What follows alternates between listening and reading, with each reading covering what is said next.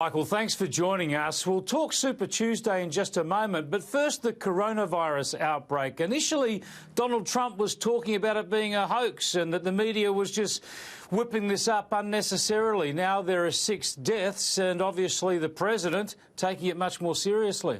Well, early on, Chris, the president did use the word hoax, but he later clarified that several times to make the point that it was the attacks on him that he was calling a hoax. Not that the coronavirus itself was a hoax or any scare of it, but that the attacks that he had not done enough, that he had cut the budget, all of that turned out not to be true, or at least you can say whether he did or not, but he was not referring to the virus as a hoax, just to the attacks on him as a continuation of the Russia impeachment, etc. That's what he was trying to say. And he's not always the most artful, but in this case, he did clarify himself.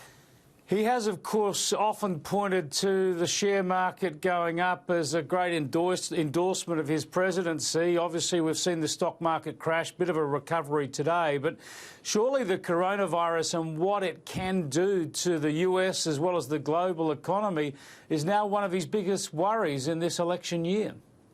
Absolutely. You know, really, it could be a double whammy when you look at it.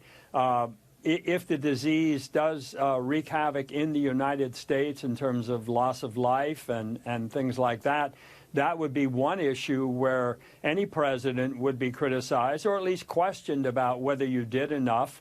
Certainly the Democrats and the Democrats' media would accuse him of murder, practically. But then, as you say, the economy would be a kind of secondary impact, and it would strike the healthy as well as the sick, because if you have the airline shutting down temporarily even or flying empty, you're going to have employees losing their jobs. You're going to have the tourism industry. Already in America, you hear stories that because Chinese visitors are really having a difficult time getting here now, many of the airports will not accept them in the United States now. The big retail stores suffering from that, people avoiding crowds.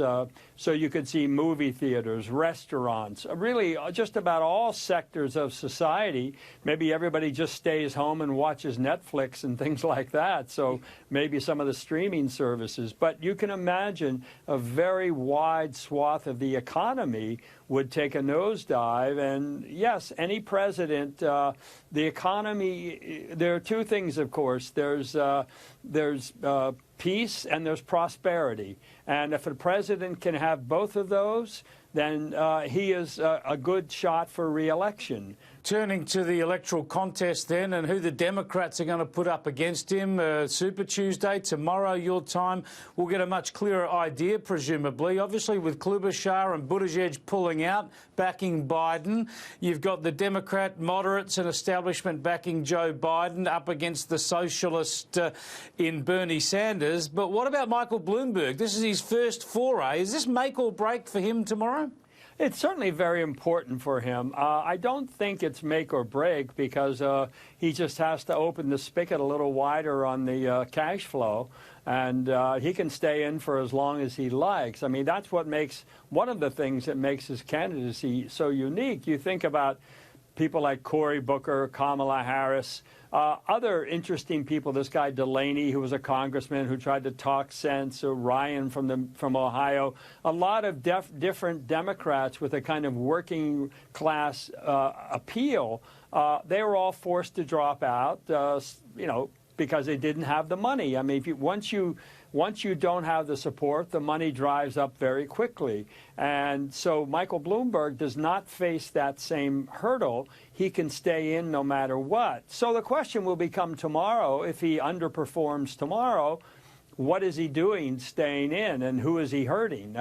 He got into the race because he was convinced that Joe Biden would stumble, and that Biden would not be able to get to the finish line, and that Bernie Sanders would then be the nominee.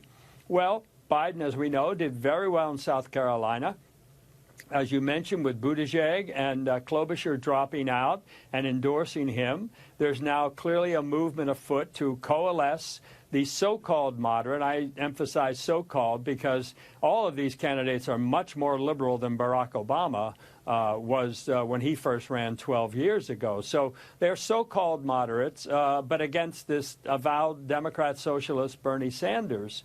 So Bloomberg right now could be, I mean, he and Biden are vying for the same spot, to be the anti-Sanders.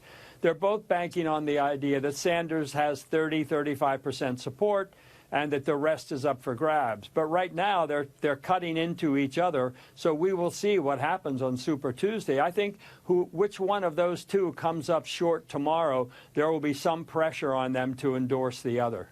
Indeed, to prevent the Democratic Socialist being the candidate for the Democrat Party. So, Michael, it gets down to a choice tomorrow in many respects between three old white men.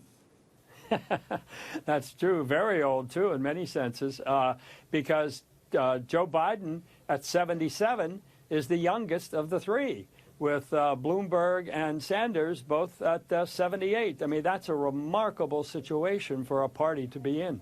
Extraordinary. That makes Donald Trump the youngest, doesn't it? Yeah, by large, yeah, he's 73. He's the young man. Indeed. Makes me feel very young.